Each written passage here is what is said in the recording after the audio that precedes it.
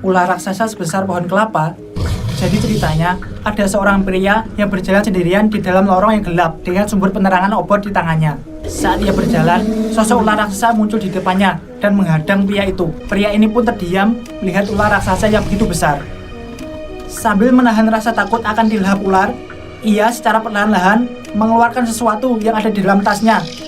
Dan ternyata, ia sedang mengambil seekor ular kecil yang kemungkinan adalah anak dari ular raksasa itu, guys. Ia pun memberikan ular kecil itu kepada ular raksasa yang ada di depannya. Setelah memberikan ular kecil itu, ular raksasa mulai tenang dan secara perlahan meninggalkan pria itu. Badut pembawa malapetaka.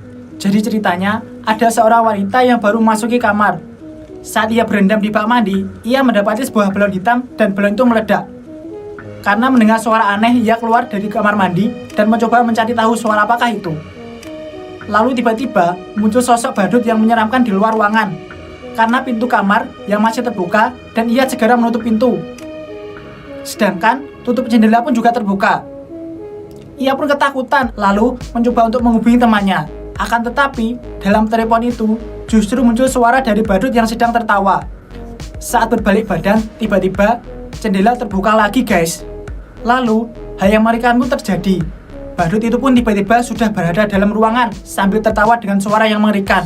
Serem banget ya, guys. Foto perempuan ini bisa bergerak sendiri loh.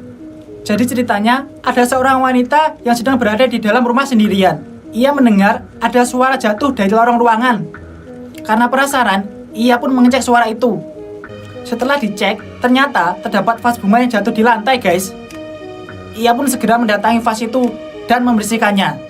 Namun, ia masih penasaran dan mencoba mencari tahu siapa yang menjatuhkan vas itu. Saat ia mengeceknya, tiba-tiba ada sekelebat bayangan hitam. Ia pun berlari dan mengambil sebuah palu untuk melindungi dirinya. Wanita ini menemukan hal yang aneh. Tiba-tiba, foto yang ada di tembok terdapat sesosok wanita yang menyeramkan. Tak hanya itu, tiap kali wanita ini menutup matanya, posisi wanita yang ada di foto terus berubah. Hingga pada akhirnya, hal yang tak terduga pun terjadi.